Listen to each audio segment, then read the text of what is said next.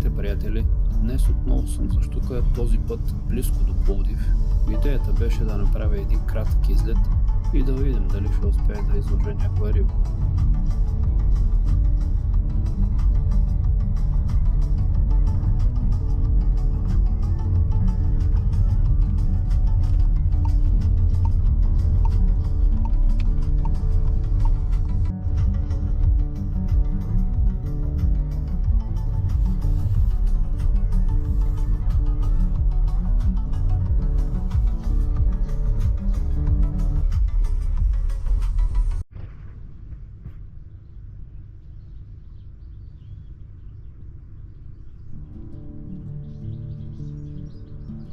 Вече съм на местенцето, където ще пробвам щуките.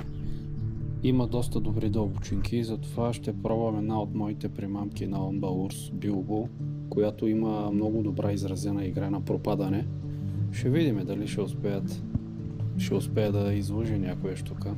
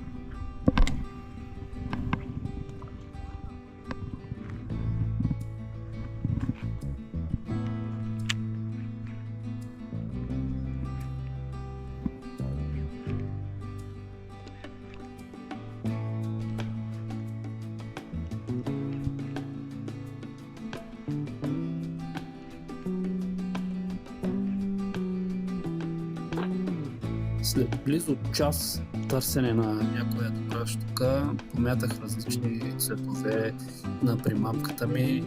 Нямах нищо особено, едно-две подгонвания. Едната беше на така доста голям костур, което ме очуди. Сложих и клатушки, пробвах на повърхностни примамки и също нямах особен резултат. Впоследствие върнах джърка и ето, че дойде момента, в който успях да изложа една доста добра щука и успях да изведа така съвсем спокойно благодарение на Fox Rage Warrior Pike въдичката, която е с акция 20-80 грама, изобщо не се затрудних.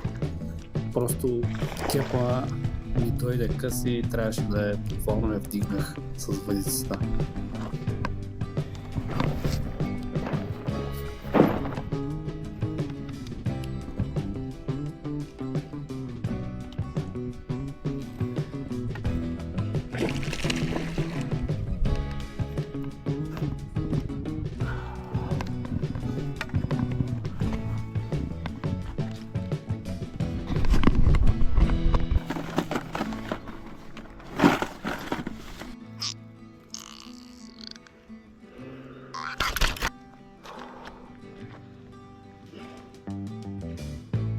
След близо 2 часа и половина реших да сложа край на днешния риболов, понеже времето напредна доста. Успях да реализирам една риба, така че съм доволен от днешния риболов. В края на видеото ще ви покажа и цветовете на Jerk Bilbo, така че това е всичко от мен, колеги, на слука и до нови срещи!